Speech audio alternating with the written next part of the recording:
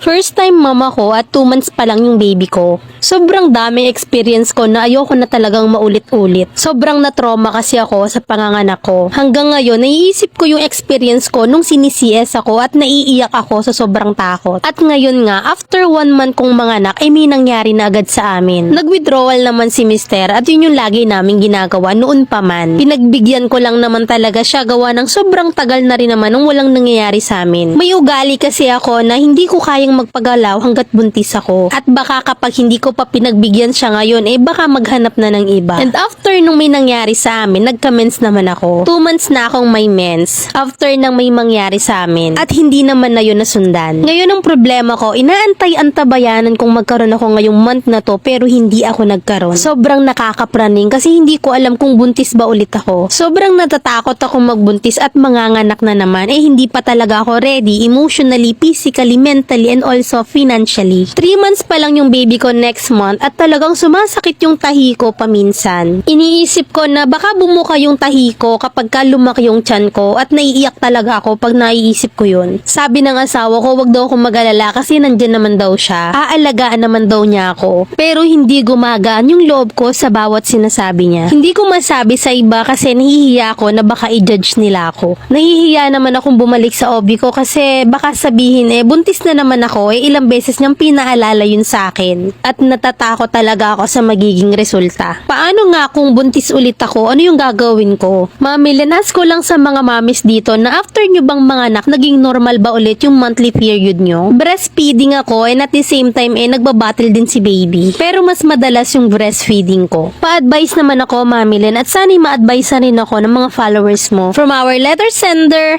Erica ng Masbate. May magpiti ka muna, no? Then whatever the result, punta ka sa health center sa lugar nyo. Kasi libre naman yun at walang babayaran. Or kung nakakaluwag-luwag ka naman, mag-visit ka sa OB-GYN mo. Mas marunong kasi silang mag-advise kasi professionally trained sila. Kasi inaral at in-undergo talaga nila yan sa mga trainings and seminars. At in case na buntis ka, nandyan na yan. At least may asawa ka. Pwedeng kinulang lang sa protection. At kung ano man yung maging resulta, tanggapin na lang natin. Kaya mahalin mo kung meron darating. At saka, wag kang masyadong mag-overthink ha. Hindi naman kasi pare-pareho yung katawan nating mga babae. Meron kasing mga hindi normal ang period after manganak, lalo na at stress ka or napupuyat at maraming iniisip. Mahirap kapag ka maraming iniisip kapag kakapanganak lang. At normal na ma-depress ka kasi sa babae maraming nagbabago kapag nakapanganak na. At eto naman yung real talk advice ng Mami Len mo. Sad to say, ganyan yung reality sa atin. Na kapag magkasunod yung anak mo, wala na agad isip ang tingin sa'yo. May mga ganyan talaga Aminado naman na mahirap talaga yung mag-anak ng mag-anak pero kasama naman yan sa buhay. Walang nakakahiya. Yung iba nga dyan gumagastos ng malaking halaga mabuntis lang. Ginampanan mo lang yung obligasyon mo bilang asawa. Mahirap man pero makakaya mo yan. Tayong mga mami sadyang matibay humarap sa lahat ng hirap. Kaya mahalin mo kung may darating kasi blessing pa rin yan. And next time, magtanong ka rin sa OB mo about sa family planning para mas safe. At kapag may antrimitida na nagtanong sa'yo na buntis ka na naman, etong isagot mo, malamang may asawa ko. Huwag kang mag-alala ante, hindi ko to sa'yo iaasa.